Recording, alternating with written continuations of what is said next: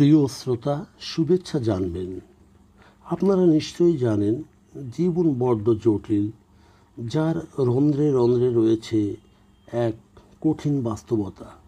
আজ আমরা সেই বাস্তবতার নিরিখে কিছু গল্প শোনাব।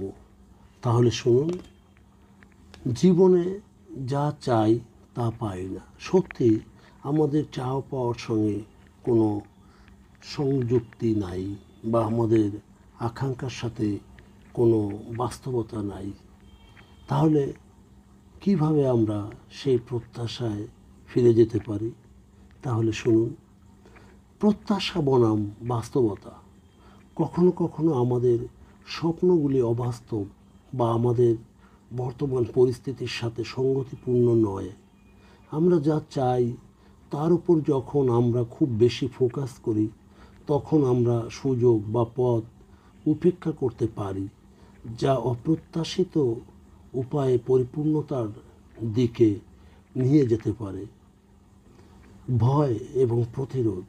প্রায়শ আমরা অজ্ঞাতভাবে পরিবর্তন বা নতুন অভিজ্ঞতাকে প্রতিরোধ করতে পারি।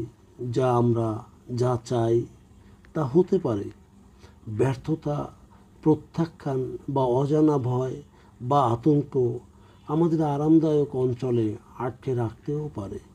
ফলে আমাদের এমন পরিস্থিতিতে পড়তে হয় যা আমরা সর্বক্ষণ এড়িয়ে যেতে চাই। বাহ্যিককরণ। জীবন আমাদের নিরন্তর বাইরেই চলে যায় অনেক কারণও সে যাওয়ার, যেমন অর্থনৈতিক, সামাজিক, স্বাস্থ্যগত সমস্যা। এই বাহ্যিক পরিস্থিতির সম্মুখীন হতে হয় যা আমরা বরং এড়িয়ে যেতে চাই। ব্যক্তিগত বুদ্ধি। কখনো কখনো আমরা যা চাই তা না পাওয়া ব্যক্তিগত বুদ্ধির জন্য একটি অনুঘটক হিসেবে কাজ করতে পারে। চ্যালেঞ্জ, বাধা বিপত্তি আমাদের স্থিতিস্থাপকতা, অভিযোজন যোগ্যতা এবং নতুন দৃষ্টিভঙ্গি হতে পারে। ফোকাস ও মনোযোগ। আকর্ষণের বিধি আমাদের জানিয়ে দেয় যে নেতিবাচক ফলাফলের উপর ফোকাস করা অসাবধানতা আমাদের জীবনে তাদের আকর্ষণ করতে পারে।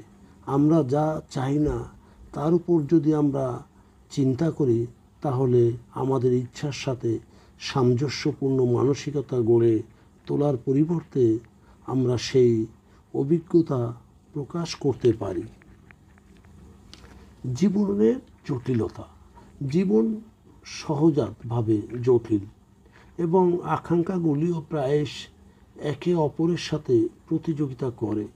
আমরা যা মনে করি তা আমাদের গভীর মূল্যবোধ বা দীর্ঘমেয়াদী লক্ষ্যগুলির সাথে সারিবদ্ধ নাও হতে পারে, যা আমার ইচ্ছা বা ফলাফলের মধ্যে সংযোগ বিচ্ছিন্ন করে দেয়। আসলে আমরা যা চাই বা অনুভব করি তার অমিলে রয়েছে আভ্যন্তরীণ এবং বাহ্যিক অনেক কারণ। তবে কখনো কখনো আমাদের নতুন পথ খুঁজে পেতে সর্বতোভাবে চেষ্টা করা উচিত।